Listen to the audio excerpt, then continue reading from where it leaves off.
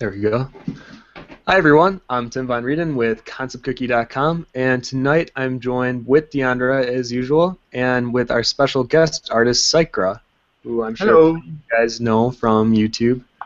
And tonight we're going to keep a simple theme, which is the theme is drawing a character with blue hair. So it's rather simple, but the main focus of this is if you guys have any questions, even if it's not related to what we're working on in particular, feel free to ask them, and then Deandra will be able to kind of look through them and then feed them to Sycra or I actually during the live stream.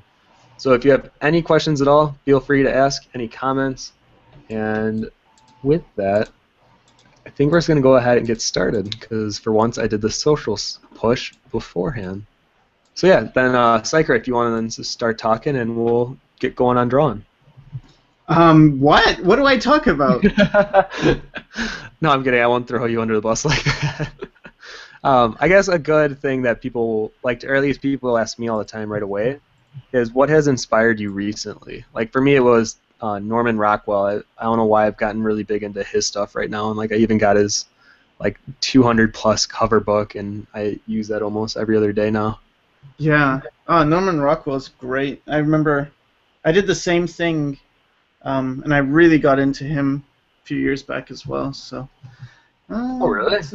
Yeah. I love his stuff. When I was doing caricatures, I would look at him a lot because it's deceptive with him because his subject matter is such that people will look at it and be like, okay, I know what this is, and oh, you're just using, like, I don't know, people would say the thing about how he would, I don't know if he was tracing or, yeah, I guess so, but he was heavily using reference or something. Oh, yeah. But he changed it. Like, it's all caricatured. It's not that simple, so I don't know.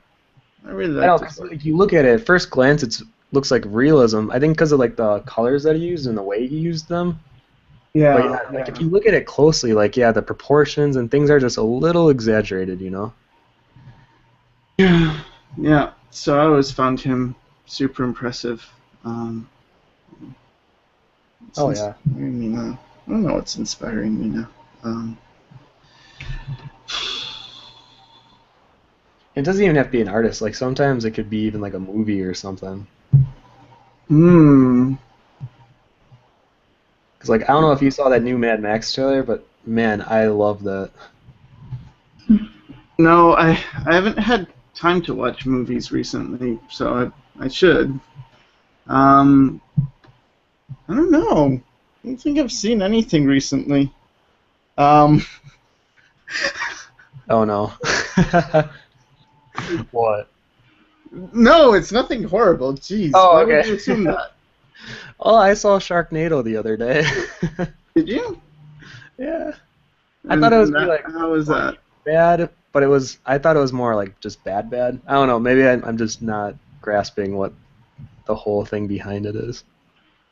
Yeah, so it's a tornado with sharks in it? You would think that would be like the whole premise and like them trying to like escape the storm, but like the whole time, I don't know. It was really weird. Like the storm would go on and off all the time. Or like, does this hurricane just turn off from time? I don't know. That was weird.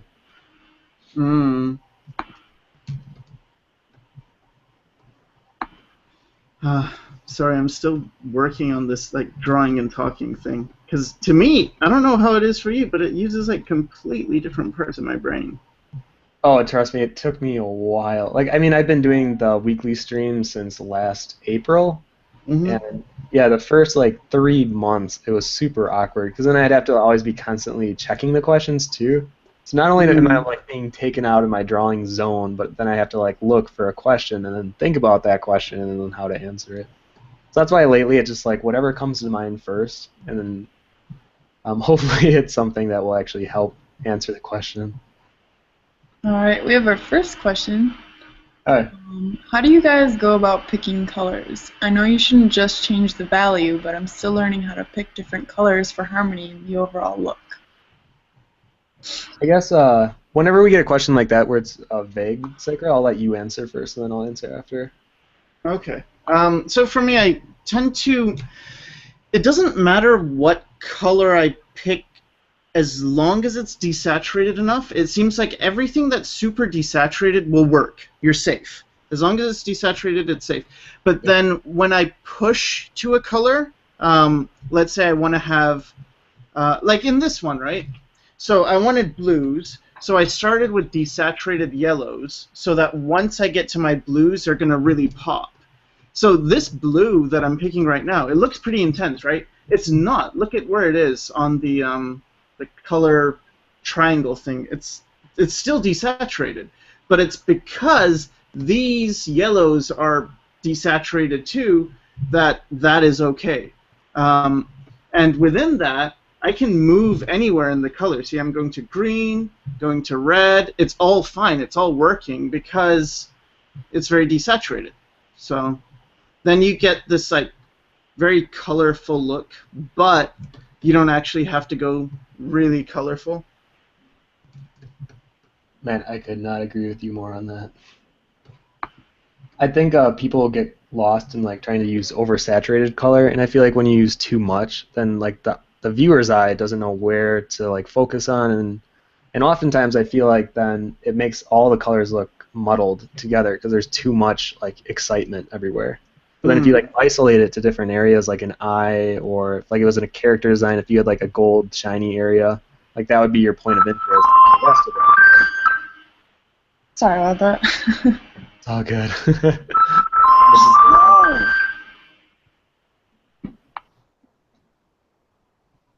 Yeah, and I would also say definitely picking colors from reference too. I know a lot of young artists think like, oh no, it's cheating. Like I can choose my own colors.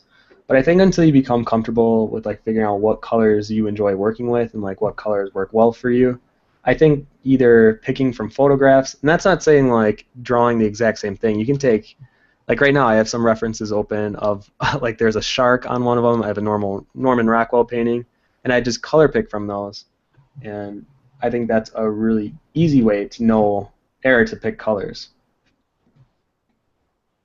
Right.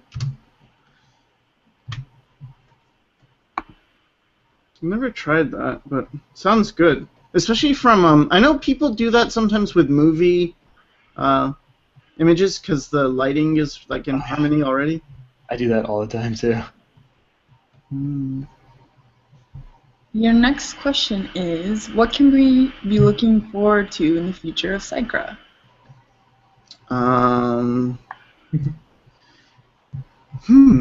hope my style thing, I'll just keep doing that, and then I'm working on Affinity, which is like a graphic novel. But that's going to be a very long time until it's anywhere. So I didn't know you started working on a little novel. Still on the plot of it and maps, and like it's a big project. It's not a little.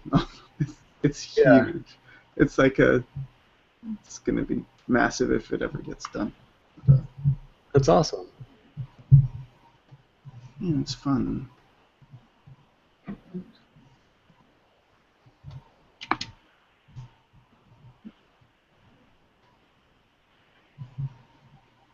Your next question is, how do you draw transparent fabric while all the valleys are still visible? Every time I try, the fabric just looks flat.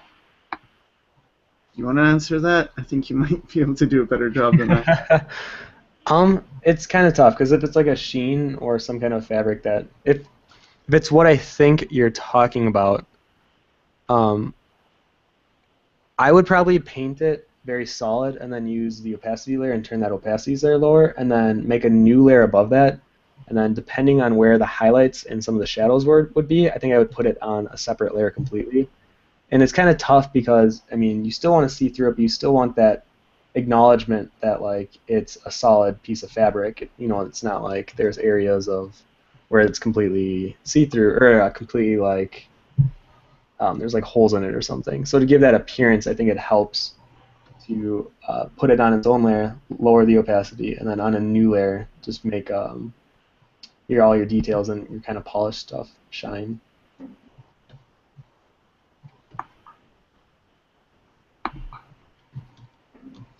Well, and actually, you should just look at reference, because I think if you just look at a photo, kind of decipher how the fabric looks in that photograph and be like, okay, now how can I translate that into digital art, and then do your best to recreate it.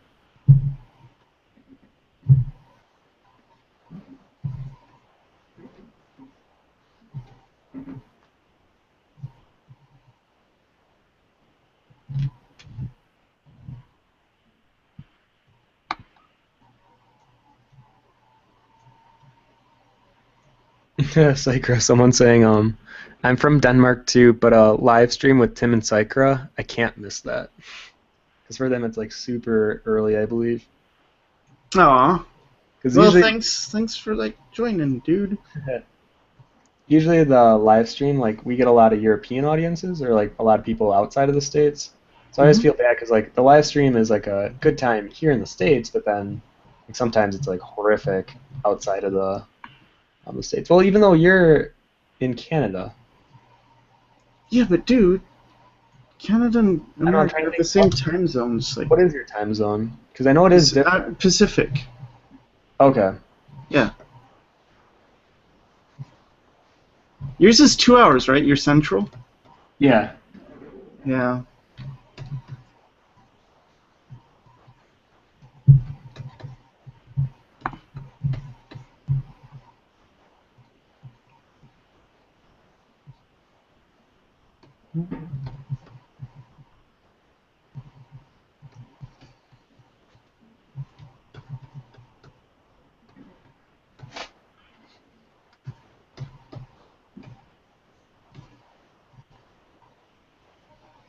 So as soon as we decided on the blue hair topic, I did like this really awful sketch of like a character that was like shark-like, I want to say, but it looked really bad. Like I had the hair coming to a fin in the back. I was like, this looks kind of ridiculous. Let's see. Oh yeah. Oh, it's a guy. Huh. When I saw the sketch, I thought it was a girl. I don't know why. Oh, That's cool. it says all my guys look like Final Fantasy. How did you make it so watercolory? I put the sketch layer on multiply, and then I've been just using a chalk brush and going through. I think because my skin tones are so muted that's why it looks kind of watercolory right now.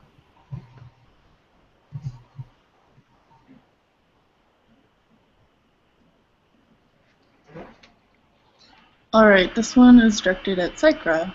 Sycra, I want to thank you again for answering me and taking some time to answer my questions. Just wanted to ask, with gesture and figure drawing, did you mean live models in photo or gesture from imagination? What do you prefer? I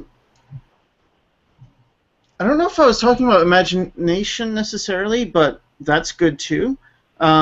Yeah, live models, or you can do the figure drawing tools. That's what I use, or like online figure drawing tools, because I don't have easy access to figure drawing where I'm at. But yeah, from imagination's also good. So all of the above are good. It's not gonna hurt you. That's what I always tell people. Like, as long as you're drawing, like it can't hurt, you know. Yeah.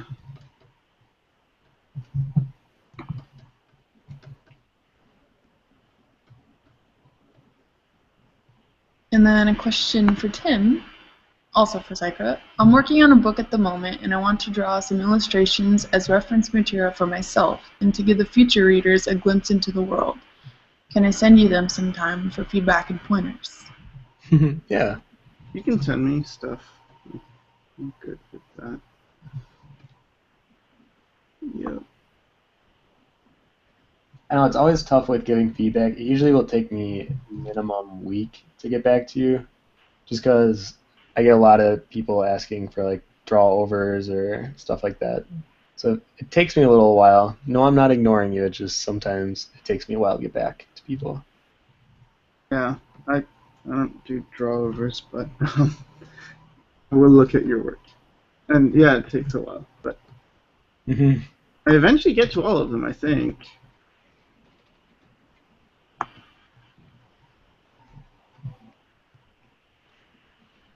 Okay, next question. My lines seem kind of stiff whenever I draw. Are there tips to loosen up? Yep. I don't know. I just use shoulder movements and elbow movements. Like use your whole arm to draw, not just your wrist and hand. I don't you have anything to add to that? I would say if you're working digitally, I always find that if you work faster and not just like sloppily, but like you go through it faster, you use more gesture and you work off that kind of stuff. I think if like you get too stiff, I think it's because you're either zoning in on areas too much or you're trying to over detail something where you should move on to a different area and then come back to that. Mm.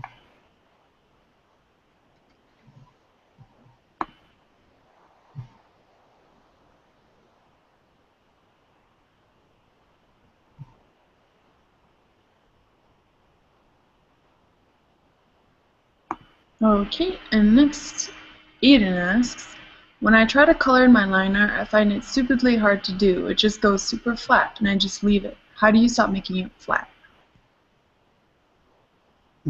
Shadows, I think, help. Well, it depends. Like, if you're doing cell shading, then it's really the shadows that... And the drawing. Like, the drawing should... If the drawing's strong, it won't look flat. But...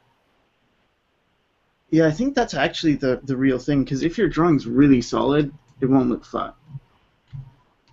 And then other than that, you know, if you're painting, then you can do all sorts of stuff with form, where you have your reflected light and you have your core shadows and things that'll turn the form. But if it's cell shading, then you pretty much have the lines and then you have the shadows that will define things. Yeah, I definitely think you have to be really conscious of your shadows.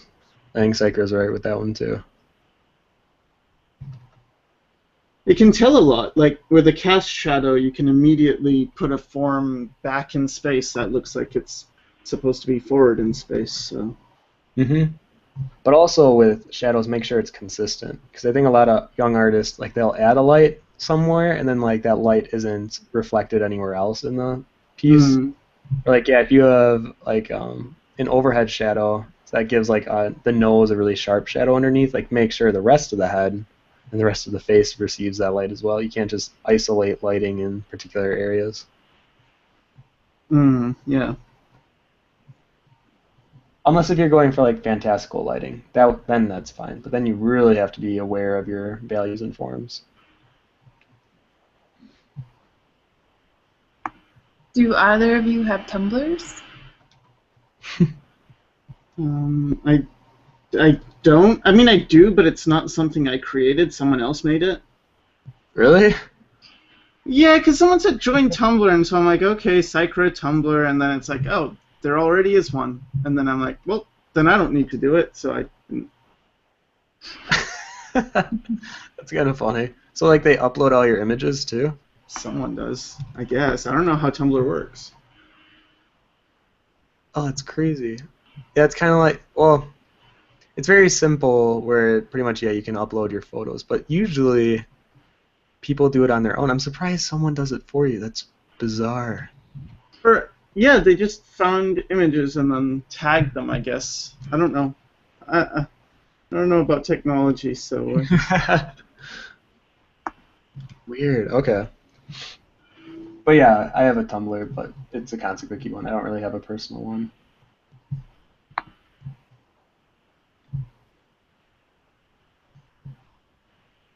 Because yeah, Sycra, where do you post most of your stuff? Like, admittedly, I think I put most of my stuff on Facebook. I think for me it's DeviantArt is where it's like the easiest to find my actual artwork. Yeah. Yeah. Yeah, I like DeviantArt. Like, I know it used to get kind of a bad rep. I mean, it kind of still does to this day, but I've always enjoyed DeviantArt. I think I'm just someone who sticks to old stuff, and then I'll change it if it becomes important enough. But so far, it seems like DeviantArt still works for me. Yeah. What are some of the negative things about DeviantArt that make you... Just oversaturated with... Oh, I see. I guess. Oh. Which I know DeviantArt's always kind of had like that reputation, like, since anyone can submit and like there's no filter or whatever, like, yeah, you're gonna get everything, you know. Or then there's some art sites like even the new one. Well, CG Hub kind of used to be like if you took art a little Yeah, more seriously, but now Draw Crowd or even what's that other one? ArtStation. Yeah, ArtStation. Alright, this next one is directed at Tim. Tim, you usually work dark to light in sections in these live streams. You seem to be working a bit differently this time. Any particular reason? I guess I just wanted to experiment. Yeah, I know this is like even right now I'm a little uncomfortable. Like I'm not sure what is my next step. Cause like I know sometimes I'll get into that. I don't know.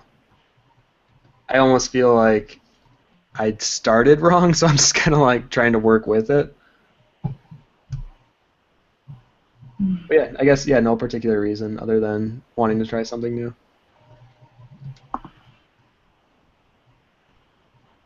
How often do you do that, where you just try new things? Like once a month maybe. Mm. So probably not as much as I should, but sometimes you just get stuck in a rut where everything's kind of working right, and you're like you want to run with that as much as you can. Mm-hmm.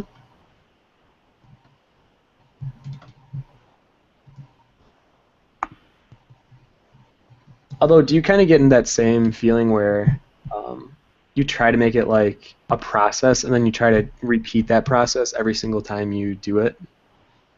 Yeah, but inevitably I get bored.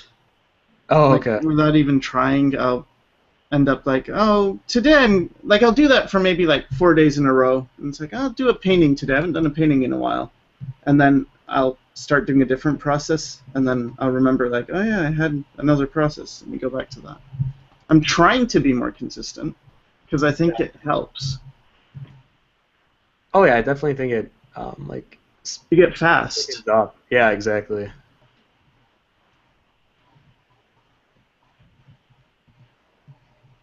How do you develop skin tones quickly and easily? I think it's about the values. Skin has like, let me just make mine black and then show you the color version. See the skin, it's not got that much contrast, and I'll add more contrast in other places, but the skin itself, it's not a contrasty thing, and that's important, is to make sure that the skin doesn't, usually anyway. I mean, it can, but it's not as much as other things. It's very subtle with the changes. Mm-hmm. I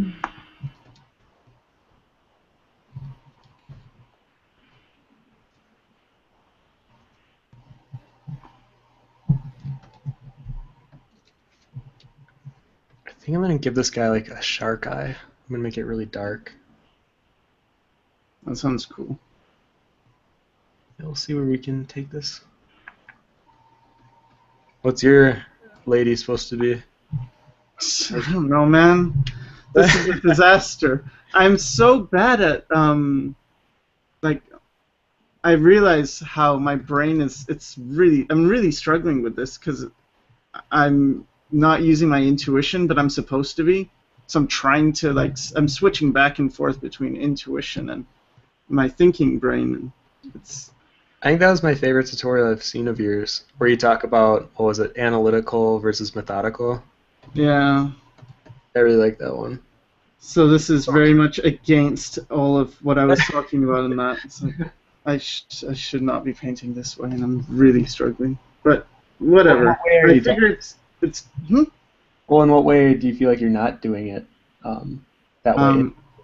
because I am using my thinking brain, and when I do the intuition thing, I turn it off. It's very much like concentrated on just the art, and so like right now I can't really even see my picture, and that's okay when I'm doing the intuition thing, but it's not okay when that isn't working. Do you find yourself or like catch yourself being like, okay, what? Like I'm thinking way too much, and then like you'll rewind a little bit? Well, I used to, but then as I said, when I switched to the intuition thing, like no, I just don't think anymore. It's like being on autopilot. Oh yeah, I do that a lot. Um, Unless I'm doing client work, then it's different. Then I'll think about things. But when I'm drawing for myself, no, I don't. I just, yeah. It's kind of nice though. I always found like when you're in a place where you're not feeling pressure to do a specific thing, it's very relaxing. Hmm. Yeah. It looks like it's coming together. Which Whatever she is. Alright, your next question is, let's see. I'm going into animation and I want to study lighting and value, but I'm afraid it might be useless in animation. What do you think? Should I skip it or do it? Might be useless. That's Is that what what she you said. I don't think it's useless in animation. Usually when you know how to paint and you know how to do values and things, and when I was in animation school anyway, it does separate you, because we did do anyway a course on that, on values, and it was just much easier for me. And then when you get into background painting, that's, I think, where it becomes really helpful, is in backgrounds. But I can see why it's not as important as, like, for a concept artist or an illustrator to have great values. But at the same time, I don't think it's going to hurt you at all. Yeah, I always felt you could always carry over stuff that may seem unrelated, but that's so close into our industry that I think, yeah, some of those skills will be able to carry over. Hmm.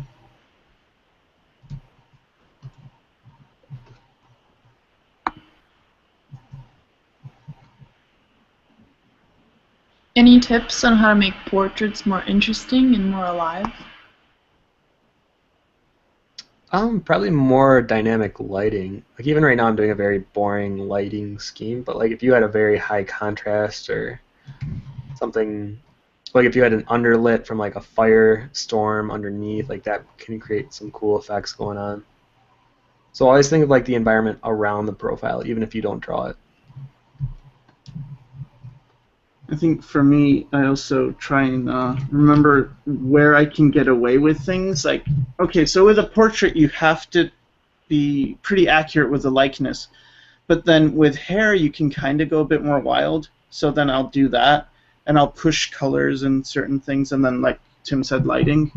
I feel like all those areas are places you can go more crazy with stuff. Mm-hmm.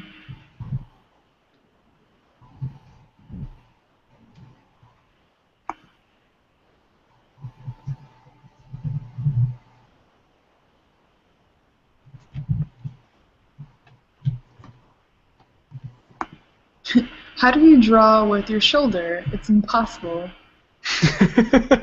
Is it? No, it's not impossible. What are you talking about? Practice. I did this thing for a week where I did figure drawings on. At the time, it was Pose Maniacs. I would do it on a different site now, but at that time, that was pretty much the only one out there. So I was doing that, and I would do it 3 hours a day, and I would treat it like my wrist and my hand is in a cast, so I just can't move it, and I would use my elbow and my shoulder and my bicep as well, and it hurt like a lot the first day, and I was sore, and then the next day was kind of painful, and then I did it for a week, and then after that it stopped being painful, and it was like, oh, I can actually do this.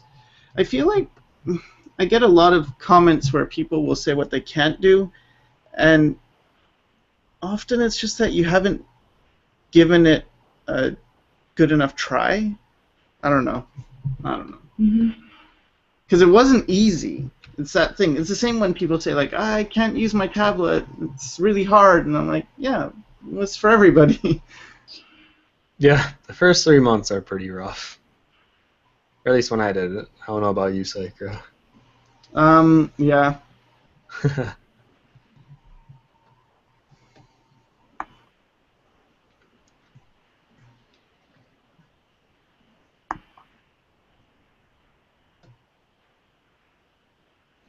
I'm totally turning this into like Deandra, what's that called when you merge a human and an animal? Animorph? What is that? Anthropomorphic. That's it. Yeah. I think I'm gonna try to do this like a shark thing. Let's see if Hopefully I don't go overboard.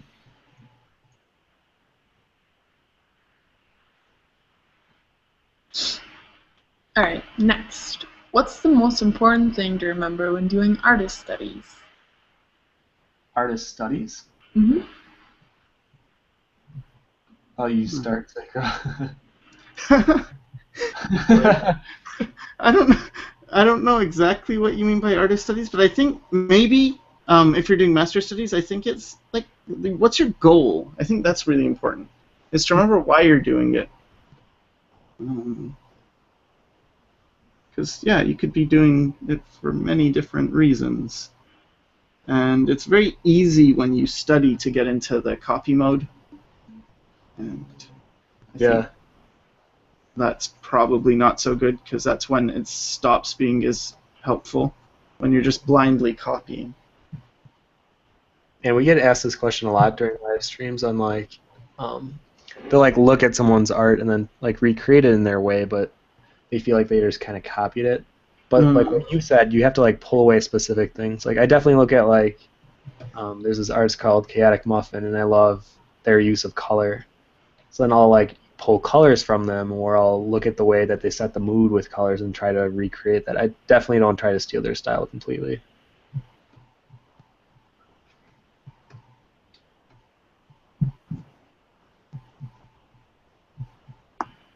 Oh, this is going to get interesting. What is it? You know how those sharks have that line like right under their nose of the separation between the dark blue and the white? Oh. I have never done this before. Man, you guys looking badass. I like that. Actually, I want to see what your girl's looking like right now. She reminds She's me of not. like Tron right now, just because of those blue circles. Yeah. Man, that's so embedded in my head. Whenever I see blue glow lights on a costume design, I always go to Tron right away. That's a good thing. I thought the concepts behind Tron were badass. I don't know about the movie so much, but I love the concepts for it. I'm gonna get rid of it. I'm gonna make it white. Yellow, maybe. Yeah, yellow. That'll work. There, it's not Tron anymore.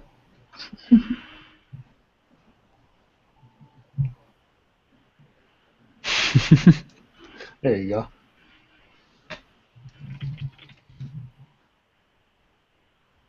Alright, next. I've been doing more character compositions lately, but I'm having trouble with composition. Do you have any tips for what to use or where to draw the viewer's eyes?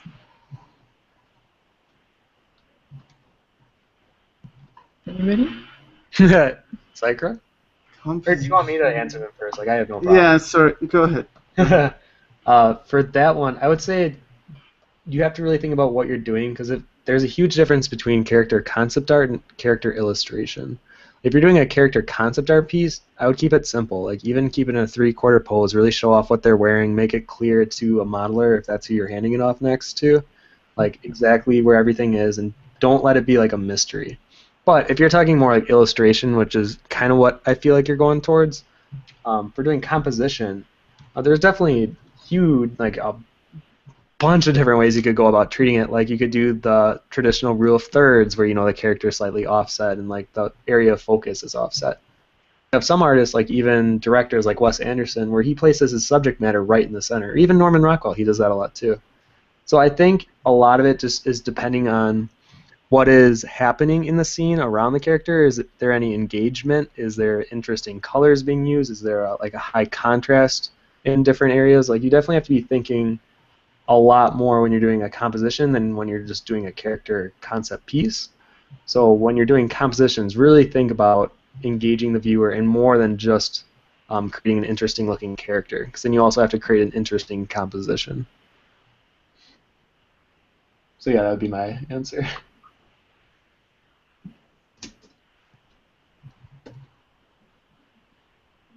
Alright.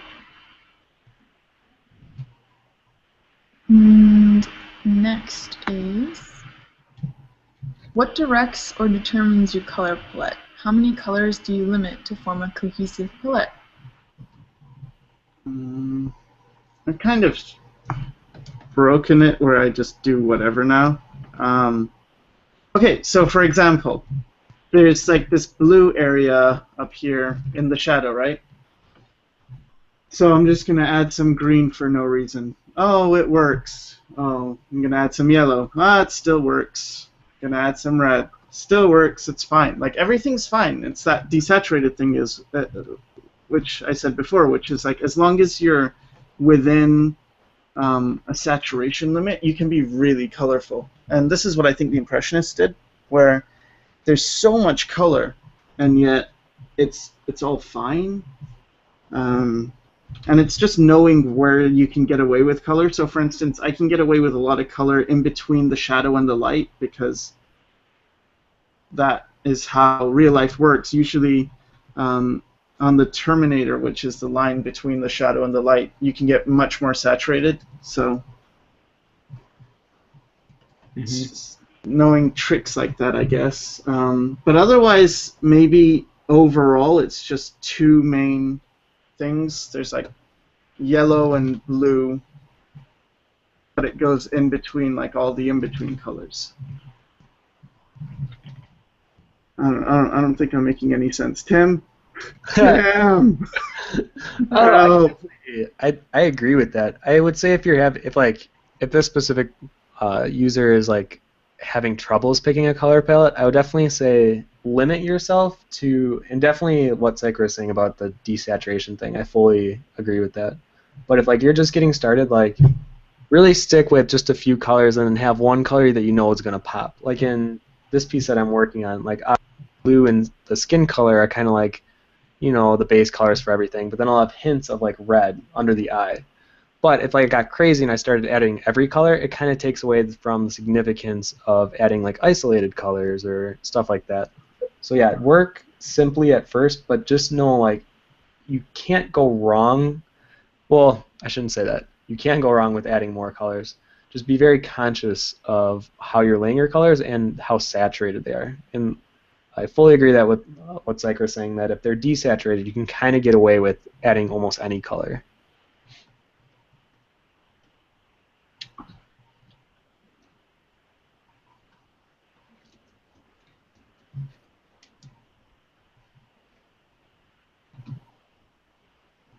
I would say with color, it's just experiment, because especially if you're doing digital, we really have such an advantage that we're not wasting paints and it doesn't cost a lot of money and we don't have to restretch canvases or clean our palettes. There's so much we're getting away with that it doesn't make sense not to experiment.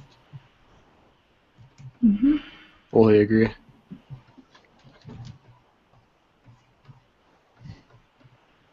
Okay, this next one has a lot of likes, but it's a really basic question, but I'll ask it anyway. How do you train for anatomy? Do you draw figures or something else? Sycra, I don't know, did you go to college where you had a life drawing class? In animation school, we did have life drawing like all the time, but it wasn't. You didn't get taught. You just did it. You sat down and you just drew. So. Oh. Yeah. Yeah, 'cause I would say that's where I learned anatomy really well, compared to like any other study or like way of studying. Definitely having that live model in front of you and seeing all the anatomy and proportions kind of like right in front of you. I don't know, I really like that. I think that's a great way to learn that stuff too.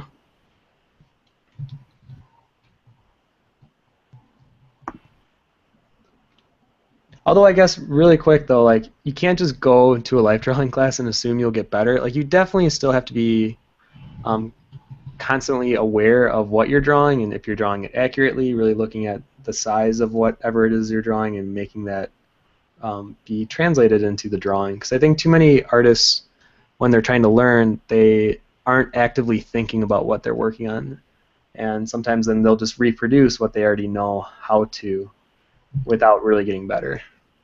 Hmm.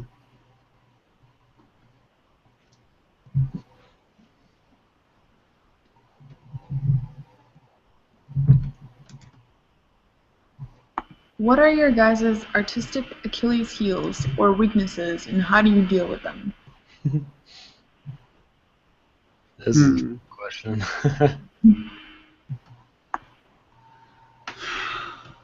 I don't know. Because I've had that where it's like, I'm really bad with perspective, but then I'll learn it, so... Right now, it's more a choice that the things I can't do are that I don't practice them, but not necessarily. I wouldn't call them Achilles' heels because it's not something I'm working on actively. I don't know. I can definitely say environments are mine. Or even doing like animation poses, that's really... But it's kind of like what you're saying though, so I agree with that. So it's like I haven't Yeah, worked like, is it really your weakness? It might not be your weakness. It's just, oh, I haven't done that. Yeah. So I mean, if I was given like client work, is there a specific client work that I would consider my weak or like my Achilles heel, if you want to call it? Yeah, if I was given like an environment and I had till tomorrow to finish it, probably not as strong of a piece I could create if I was given like a Final Fantasy character and it was the same deadline, you know. Right.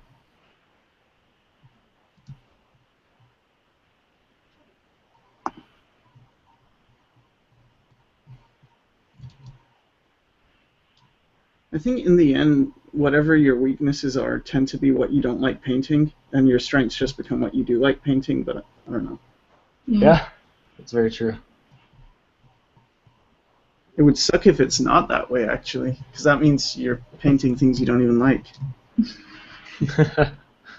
Oh, do you ever kind of realize that? Like sometimes I'll be like, I'm really, or at least I find myself where I like drawing horror stuff or anything like creature-like. Like I never thought I was good at it, or I never had an interest in it. But then I did one, and I was like, yeah, that turned out actually really well, and it was kind of a surprise. But I still don't draw creatures or horror that much, even though I feel like I have a knack for it, I guess.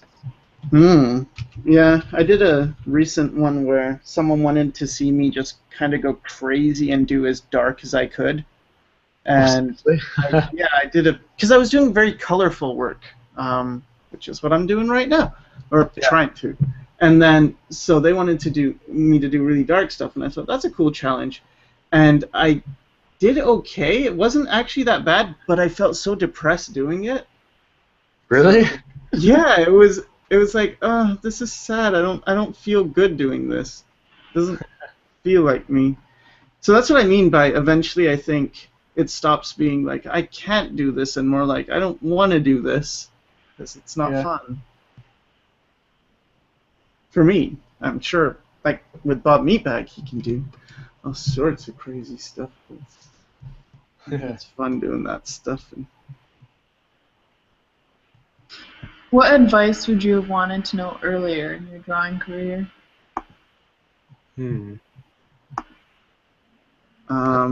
Question. For me, it would be that just because you need to learn practical information, it's no reason to stop doing what you like to do. Instead, incorporate the two. So, for instance, let's say, let's make a new layer, do a demo. Let's say I wanted to draw a character, right? Yeah, you can learn the proportions, and that's good just because, well, proportions help you to build up a sense in your mind of what looks correct. But if you just draw a ton, you don't need to. But let's say I had like this figure, and that's kind of proportionate, but then I had a figure that's really not. He's got really long legs. Okay, fair enough. He has really long legs.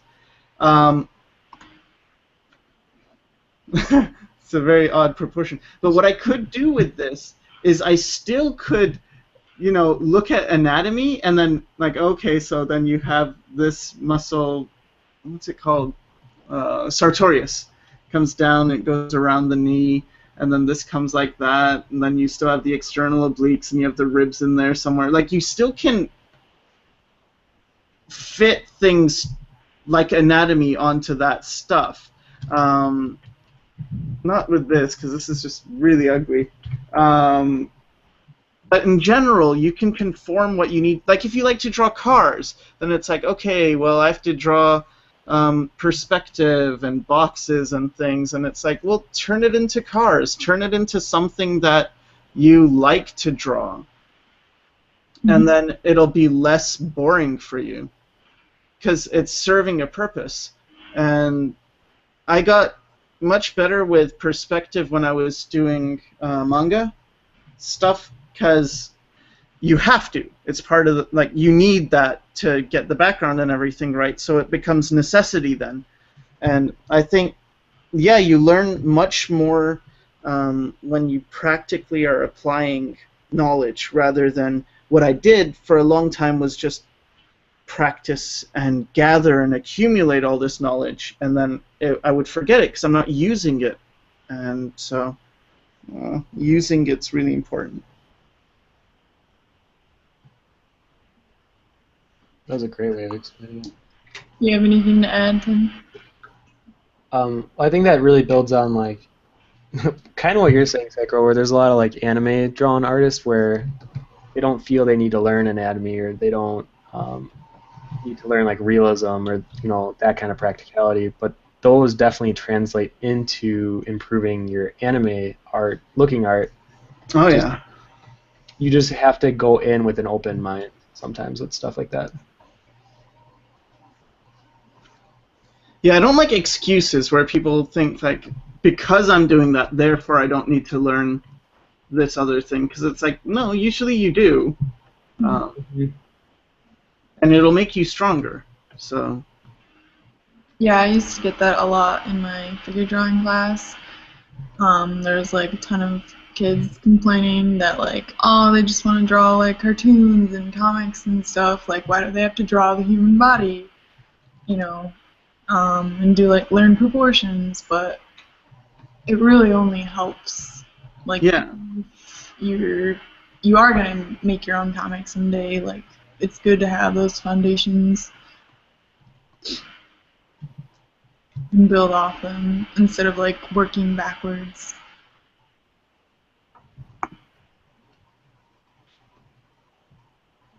Sycra, what is your favorite facial feature? Eyes. Yeah.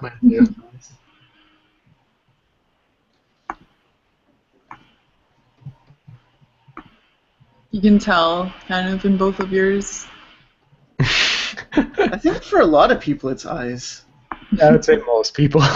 Yeah, I think in general for humans we're designed that way. Mm-hmm.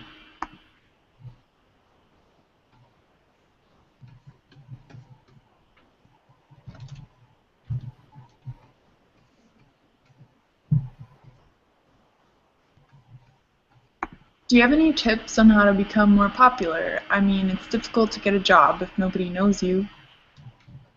Oh yeah, self-marketing is huge.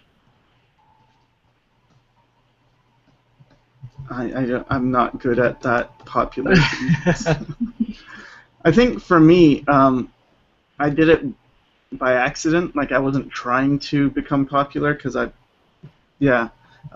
it seems like if you're just honestly, you try to help other people, it somehow returns to you. Good karma. In a weird way. Yeah. Yeah. Then did you do, like, would you say you got known because of your YouTube stuff then? Yeah, I think so. I don't know how else I would get known, because I don't know, I don't think I'm like that big outside of YouTube. It's like, I don't know. I never considered myself like a really fantastic artist. I think like I'm okay, not great, but I do think if there is something, it's that I try to be pretty free with my information, because I would see there's like this tendency to not want to share, and it's like, no, but then they'll know my secrets. And the thing is, though, if they know your secrets, that forces you to learn new stuff. And so by giving everything away, you're constantly forcing yourself to improve and get out of your comfort zone. And for me, I think that's why if I am improving, that's why. It's because I don't have any like fallback little tricks that I'm using, because pretty much people are gonna know it. And then it's like, okay, well, But the one thing they can't take away is, you know, your years and years of practice and mileage. So. Well, and hopefully your passion. Yeah, and your voice, your individual voice. Mhm. That's why I was really excited to find out you're working on a book. Yeah. That is your that is definitely something that no one can reproduce or whatever based on the story that you're gonna tell, you know. Yeah, and it's definitely a very personal story, so it's like, oh, Mhm. this is mine. Yeah. Oh yeah, look at yours. Yours is coming together. I don't know, man. Oh, I like the white eyelashes. Yeah, I saw it off someone else. I think Zernus, he did it, and then I'm like, oh, okay, let's try it. I mean, so many times that's how it is. It's like, well, okay, what if I try this, and what if I try that? And Very honest. That's how I feel too. like I did this thing that I'd never done before, where I used a big soft brush, and I changed my mode to color dodge, and I turn off these checkboxes because I saw Scott Robertson do it once in his video, and I'm like, oh, it does something, and I don't know what, like I don't know how to explain what it does, but I know what it does in my head. Like it makes it so it works. Yeah. So it's like, okay, so that works, and then you put down your like, whoa, okay, so that's like too strong, but then okay, I have two things I can do. I can either lower the opacity, which is one way of going about it. But then this time I put on a layer mask, and it's like, okay, let's just paint it with black, which will turn off that, but it turns it off where I paint. So now I have control over it. So then it's like, okay, so I liked that this is really strong. Yeah, actually, that looks really awesome like that, Sycra. Yeah, and then if I wanted like in the shadows for it not to be affected, then I just painted the shadows, and like I see already like, that actually looks worse. So don't do that. So then it's like, okay, be more subtle with it. Okay, so this part is catching reflected light, so that makes sense. That would warm up, but this wouldn't. So then it's like, okay, so lightly go down, and then, so let's say I did that. Then someone looks at that and it's like, wow, you know some secret trick. And it's like, no, I just tried it just now. I don't know what I'm doing. This is why I tell people I don't know what I'm doing. I'm just playing around and seeing what happens. But once you do that, you learn stuff. It's like, now I can use that trick a bunch of times. I'll be able to know, like, oh, I could use that color dodge. You don't know exactly like how to explain the technicalities behind it. I still feel like you know what you're doing for the most part. That doesn't mean like we know everything, but like for you just now doing that process, like there's a ton of people that probably had no idea that even existed, you know? Oh yeah, well that's, you build that up though, right? Like you learn new things, and it's like, oh, layer masks, I didn't even know those existed. Clipping masks, I didn't know those existed. And then it's like, well, how can I use this in a weird, cool way? Or not even, my person's head is too big. I always immediately think liquefy. I'm just gonna transform it. I definitely think I overuse that. That's the one tool, although I don't use it so much near the beginning anymore, but definitely near the end of my paintings, I definitely spam liquefy it too much. Just FYI, we're coming up to... oh, okay. Let's do... Okay. Well, how many... Oh my gosh, there's a lot of... Or are these mostly comments? The number one comment, Sycra, is, I can't believe you two are doing a live stream together. This is the best day ever. Okay, so I'm just gonna power through these. Hey. A funny one. Yeah, let's try to finish it. It'll probably go a little over, but yeah, try to get as many in as we can. Sycra, did you cry when Cynics met Kim Jong-il? No, I met Kim Jong-il before too. Hey, wait, when did you meet him? I just met him like 2 weeks ago. I met him at Massive Black, LA. Was he doing a panel or a workshop? Well, he was just one of the presenters, so he was drawing. And oh, okay. Oh, that's awesome. Yeah. So yeah, otherwise I would be crying probably.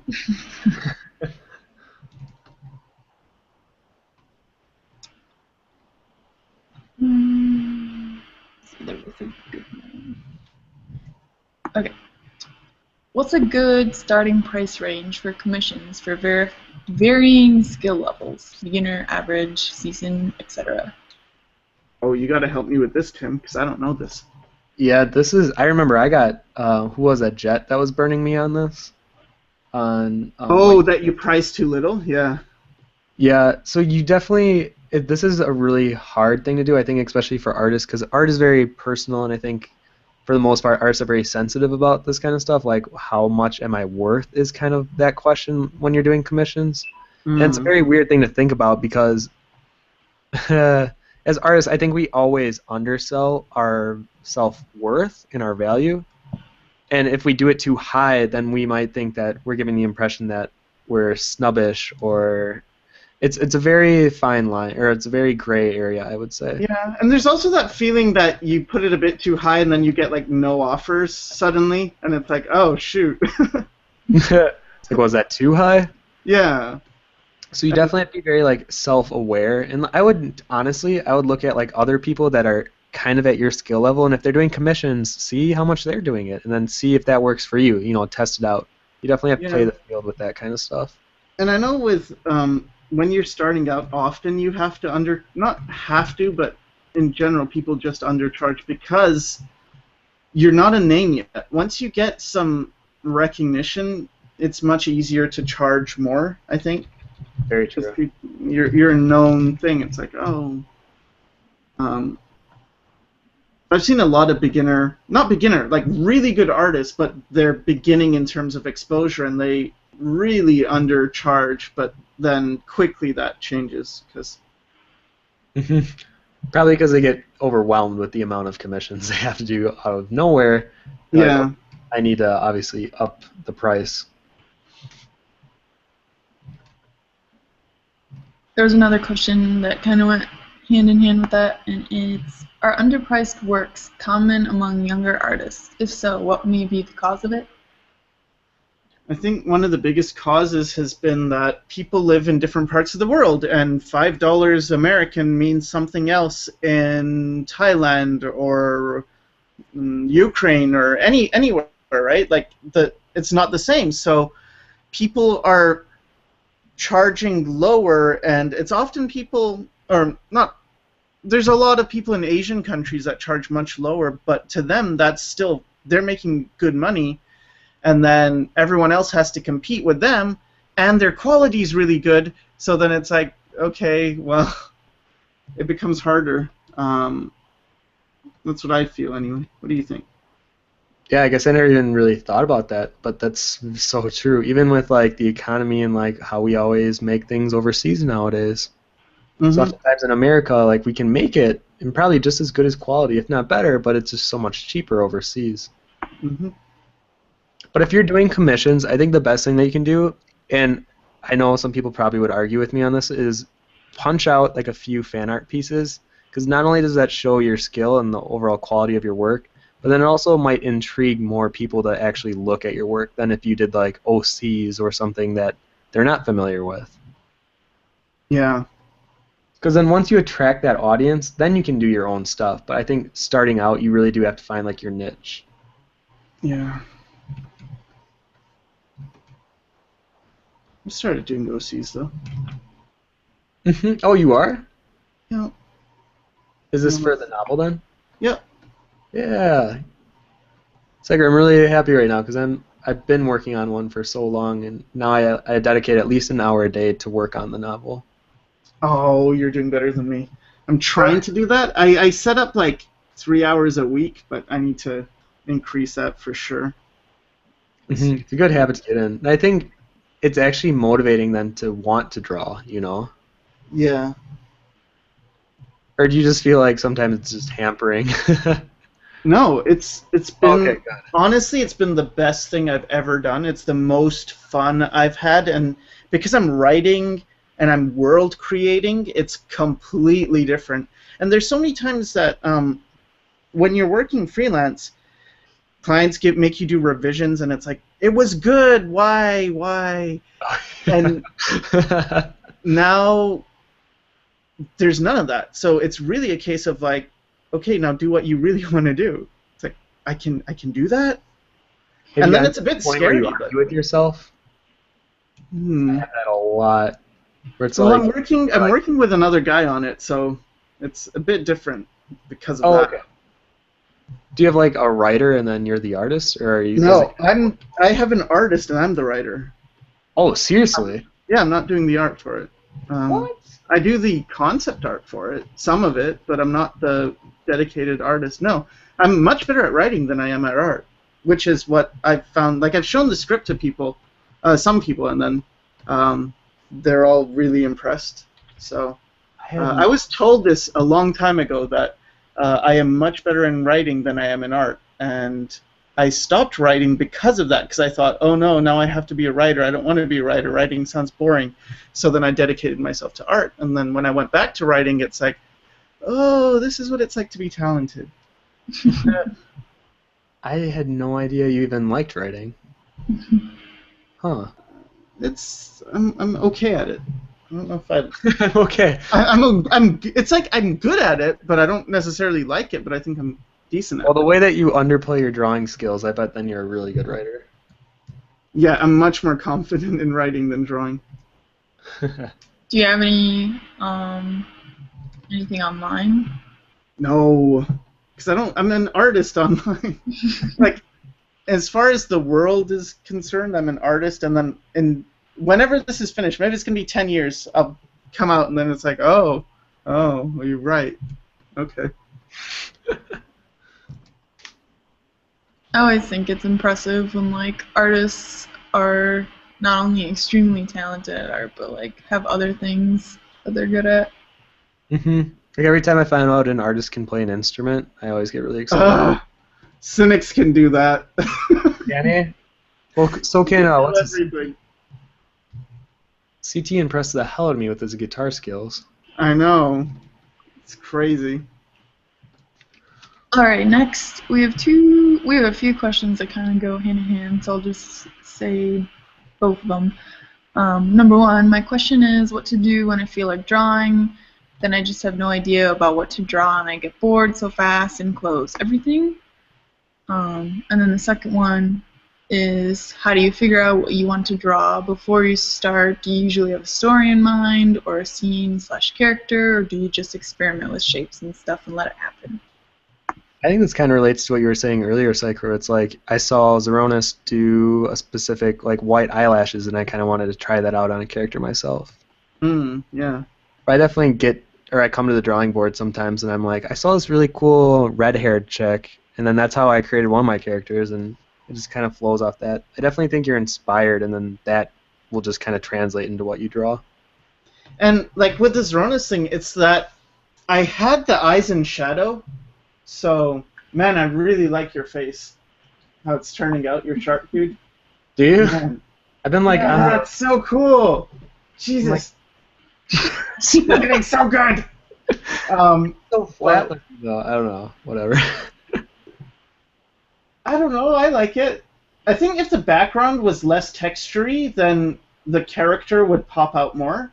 Yeah, I think that's not helping at all. What it is helping with is it creates a uniform style, so it looks like, this belongs in the same place. But I do think if the background was softer... Yeah, maybe I have to fix that really quick. Yeah, I'm sorry. Keep going with your answer. Yeah, so the eyes were in the shadows, so the eyelashes weren't popping. And that's why it's like, how do I do this? How do I make I want the eyelashes to pop out. Then I remembered Zeronis did white eyelashes, and it's like, oh. So when you're doing stuff and not just copying, but you learn why they did it, not just what they did. If that makes any sense. Yeah. Mm-hmm. Somebody actually had a good comment about that. They said, learning a style of an artist is like a machine. You don't build it the same. You dismantle it part by part to learn its ways. If you learn them, you create the same mechanism, but with your own parts. You don't copy, you analyze, and you improve. Yeah. That was one of the best ways to describe it I've ever heard. You should have that person on the next. Yeah. And the same person asked, ever thought about mixing drawing and writing, Sycra? I don't know what that means. I'm doing a graphic novel, so I guess that is what it is. Well, like if you did all the illustrations and all the writing. So much work. Mm-hmm. I just the amount of stuff I would have to do, it's too overwhelming for me. I think I don't know, because I really hate backgrounds, and graphic novels mean you're doing backgrounds. So, and also, I'm working with Bob Meatbag on it, and he is so good. It's not like it's a loss. It's really not going to be a loss. And I am doing tons of art for it as well. It's just pre-production. So, um, I don't know. Yeah. Let's see. Well, you're still doing all the concept art though, right? Not all of it. Yeah, so I still feel like Some of it, and I'm doing the characters, and even in the book, I'd be doing all the expressions because I'm better with expressions, and I figured like you're good at like with him anyway. He's better at some things, and I'm better at some things. Why not combine our skills? Like I never really understood why artists don't do this as much. I think because artists they have such a strong personality, and it's like I want to do it my way, and I think that's cool.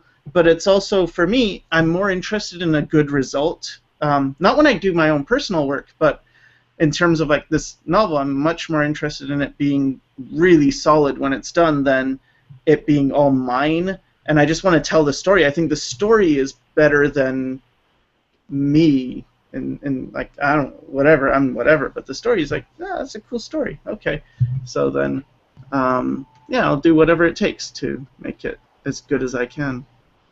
yeah, that's really awesome. I think a lot of artists are so like, this is mine 100%, and they don't want to give up that control for some reason. But it's like you just care about the quality of the story. That's awesome. Yeah. And I'm lazy. It's like, do you know how much work it's going to take for me to do? I like that answer.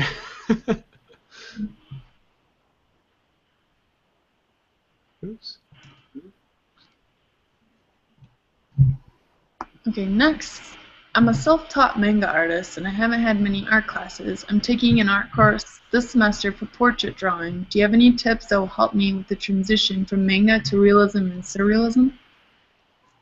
This is why if you start with fundamentals, you don't have to go through this. That's your question, Sycra, for sure. Because like that is a thing. But didn't I do something on Concept Cookie for this?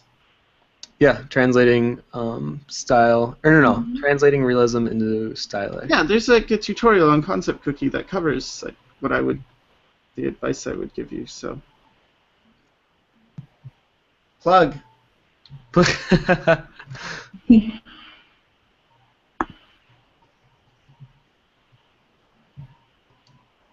What pace is recommended to practice drawing every day? If you want to get really good, is it a scary workload? Greetings from Chile. Hey, hello from Chile. Well, definitely drawing every day, I would say, is sometimes overwhelming enough for artists. Like, I feel like not every artist that tries to get better, like, says they want to get better, they don't actually draw every day. And I think that is, like, the big first step. If you draw every day, that's the first step. And then you can start worrying about, like, how long you draw every day. But if you can just make that first step to at least draw every day, you're already making a huge leap, I would say. Absolutely. That's the first thing I did is I finally told because I was taking like weeks off where I would draw for like every day for a while and then I would just stop and then I think it was 2001 that I committed to doing a drawing every single day and I haven't not done that since. So 13 years now I've done a drawing every single day. Serious? Yeah. And like if you're on vacation or whatever, just do a drawing. It's like it takes 5 minutes? You have time. So oh yeah, I hate the excuse I'm too busy. I think when I hear that, it translates in my mind as I don't manage my time well. I mean, there are some people like if you're overbooking 2 jobs and like you literally might just be too busy. No, you still have 30 seconds. Like this is the thing. So, but like if you're trying to get better, wouldn't you say that like a 30-second drawing really isn't helping much? No, it's totally helping because it's not. You're basically keeping up your streak. As long as you don't break a routine, you can do it forever. But as soon as you like, oh, I missed today, I'll make it up tomorrow. You're screwed because then you might miss another day. And it's like, well, last time I missed it and it was okay. And then it's like, okay. Yeah, that I agree So, with. so that's why, even if it was a 5-second drawing, do something to maintain that I draw every day, because that's what's important. Is that you draw every day, and then you'll make it up later. Okay, that I agree with. Yeah. Because yeah, definitely like. Well, obviously you haven't experienced it, but like if I don't draw one day, like yeah, or if like I try to commit to drawing every day, and if I do miss a day, it's like even brushing your teeth. If you're like, I'm gonna brush my teeth from now on every night, as soon as you miss one night, it just feels like everything falls apart. Then you like skip a few days, and then Well, the thing is, I know exactly what you feel, because when you draw every day, that stops being anything.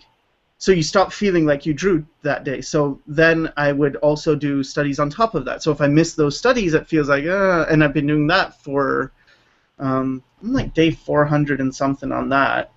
And so that's the one that you come to. It's the hour-long studies every day, and then that becomes normal. So then if I'm not doing more than that, then I feel like, oh, I didn't do any drawing today. So oh, so that one's like so you do a dedicated study at those every night. yeah, Okay. well, it's not like always great, but it's something that I do. It's like, yeah, maybe it's not like I'm doing a master study. So right now I've been doing facial expressions. Oh yeah, I And saw that on your DeviantArt. Those are good. yeah, I'm doing another one for Your another style's guy. definitely shining through right now. Hmm. Of like I can like without even being told who did it, I would have been able to tell you that was you. That's good. Thank you. Okay, yeah, Deandra, if you could just get through the last ones here, and if anyone has any questions, answer or ask them right now, because then we'll be closing off the stream soon. Okay. Do you guys have any effective studying methods? I typically did about 6 hours of studies and 2 to 3 hours of imagination. I don't have that time anymore because of high school. Are there quick, effective studies? I want to keep improving fast. What do you think? Are there quick, effective ways to do studies? Mhm. Yeah, I would say isolate things. And when I say that, I mean like study an ear, really look at the different shapes, and then figure out a way for you to draw it simply. Like for me, actually, I can draw it really quick. Hold on. Let me flip this. So now whenever I see an ear, I always think of three things. There's a hook, a bump, and a Y. So now whenever I draw ears, like immediately, oops, let me do it right here. So when I draw it, oh, hold on, someone's calling me. Oh, there we go. Okay, so whenever I'm drawing it, I'm immediately thinking, okay, I know that there's a hook, I know that there's going to be a bump right here, and then there's going to be what I would consider a Y. So now every time I draw an ear, this was like a little trick that I kind of taught myself, and ever since I have done that, like, that's an easy thing for me to just go to on autopilot. Like, I don't even think about it anymore. And I think when you do that for yourself, then anything becomes, or everything just becomes a lot faster. Sorry, I was like trying to talk, answer this question, and ignore a phone call at the same time.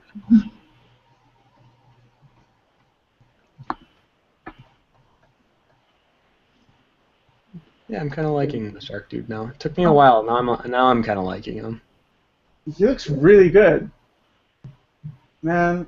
Ah, It's like, girl, look at yours. Yours is looking really good. no! Damn it! Although I definitely am a sucker for cast shadows. Like, I love the way you did that face. Yeah. Like Yeah, having cast that shadows are orange fun. be the transition color between light and shadow. I really like that. Mhm. There's so many things I dislike about this, but whatever, fine. Alright. Is it almost? Are you Yeah, wrapping Deandra raced up through soon? them. Okay. Let's cut it off at 8:20 then, or Okay, not. so for sure 820. Okay. Where would you guys say is a good balance between mixing line work to show a muscle or a facial feature and suggesting with shading? That one you might have to say again. Alright. Hold on, I lost it. Okay, here we go. Where would you guys say is a good balance between mixing line work and to show a muscle or facial feature and just suggesting it with shading? Tongue twister. Yeah, So this is for a painting, or Like, So, like, how much line work would you leave in your drawing, I guess they're trying to ask. like I'm doing more and more these days, and I'll come in after I paint something and I'll draw line work on top of it just because I like how it looks. So I think, like, Sycra, on your face, like, you have a line to, like, show, like, the nose yeah, there. yeah. While, like, Tim doesn't have any lines, he just has, like, Values, shadow. yeah. And it's very easy to do it either way. So, like, I could get rid of the line, and then I just have to make sure I'm going light, and then I blend this, and then it's like, oh, there's no more lines. But it still reads. Mm-hmm. And then, but I personally actually like the lines because it reminds me of, like, I'm doing this. It's a drawing. Like, I'm not really into realism like I used to be, where realism is sort of creating an illusion of reality. Mm-hmm. And I'm at the point where right now I don't mind it looking like art. It's just like, yeah, this is its own. It's clearly not real. You're not gonna make this. It is what it is. It's a picture. And I realized that's what I really liked when I was young, and I would look at comic books, and especially guys like Joe Mad and Todd McFarlane and things, and it's like, that just looks cool. The anatomy's probably broken in a million different places, but it looks cool. Yeah, I agree. That's kind of how I feel about Norman Rockwell right now, where it's not 100% realism, but I like the illusion that it gives, that it creates, kind of. Have you ever felt like you're not receiving enough negative feedback? Nope. Because the reason is I'm never motivated by that. Like, if someone tells me something negative, it cripples me, but if someone tells me something positive, I never get a big ego. And I know different people are different. So there are people that if you give them too much positivity, their head gets really big and they just think they're the greatest ever, and they stop improving. But for me, it's never that way. It's like, oh, wow, people think I'm good. Okay, let's do another one. Whereas if it's like, you suck, I get caught up in, like, spirals of, like, well, and eventually the way I get out of it is through anger. Like, I'll show them, I'll get better, and then it's never as nice a feeling as, like, I actually like this, I want to do this. Mm-hmm. Yeah. Yeah, I definitely say, I wouldn't say negative, but it's always good to have one of your friends that will give you a realistic approach to critiquing your work. Where I remember while I was in school, and I know I've said this a lot during live stream, but I had one friend, her name was Nubia, and we would always compete with each other, and she would never give me positive feedback. Whenever she would look at one of my pieces, she would just tell me what she thinks could be better. And it wasn't so much negative as it was more of a motivator, and like having that person, at least one person, like you can still have all the people that'll tell you that looks good. Like, yeah, it does, obviously, as artists, we feel good when people are giving us positive feedback about our work, especially if it's a personal piece, definitely.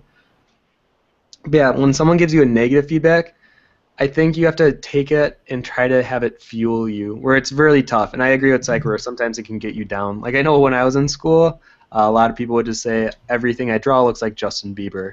And yeah, for a while, I was like, like that's kind of annoying.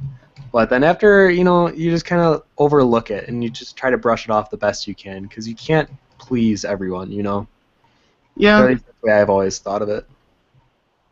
I still have friends, like close friends, that they will tell me, like, dude, that needs work or something. But for me personally, it's never been negative. Like, even when they say a criticism, like, there's a big difference between negativity and saying something constructive.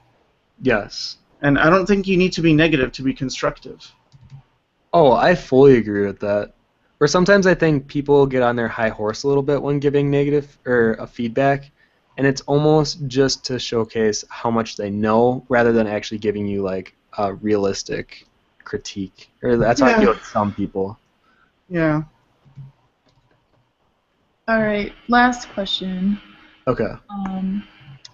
That color dodge thing, would you kindly repeat that? It was cool. Thanks, Sycra. See, it's not a big deal, though. Okay, make a new layer. Set it to color dodge. Double click it. Turn off these two checkboxes that are automatically on, and then paint something. Let's do it to here using like, whoa, too much. And then you can either lower the opacity or turn on a mask, which is this button that's like a square with a circle in the middle, and then you get this. And then once you are in the mask mode, your colors change to black and white. And basically, if you paint now with black, it erases, and if you paint with white, it brings it back for the mask. So by erasing or hiding certain areas, you can, make it so the color dodge cool lighting only affects certain areas where you want it to affect, and it's not that super overexposed thing. And then, whoa, what have I done? Anyway, oh, what do you do? Shift click? Yeah. So see, this is without the mask, and this is with the mask. And there's no reason for that anyway, so I'll get rid of it. But the point wasn't what I was doing. The point is, don't worry about that stuff. Like, that is not what makes the art. That's just tricks and an experiment to find those out. Yeah. Okay. So I think we're going to end it off because, yeah, we're already over our stream. Thank you, Sycra, for even continuing well over the hour of the typical stream. Oh, that's cool. It was fun. Yeah. So, everyone, thank you for coming to this Concept Cookie live stream. Hopefully we'll have another one with Sycra in the future again because, yeah, I really enjoyed this one. I felt like you guys asked some good questions, and it was actually kind of nice having someone else drawing and answering questions. I don't always feel like the spotlight's on me, and I think I was able to focus on my piece a little more. Your piece turned out really nice. Thank you. I think yours looks great, even though you have your feelings about it not being as great. I mean, look at that. Look at that cast shadow there. It's the cast shadow. That's it. It sells it. Without the cast shadow, it would be nothing. But yeah. But yeah, so I want to thank everyone for coming, and we'll see you guys next week on Wednesday. So thank you guys again, and everyone say goodbye. Bye. All right, cut off the stream, D.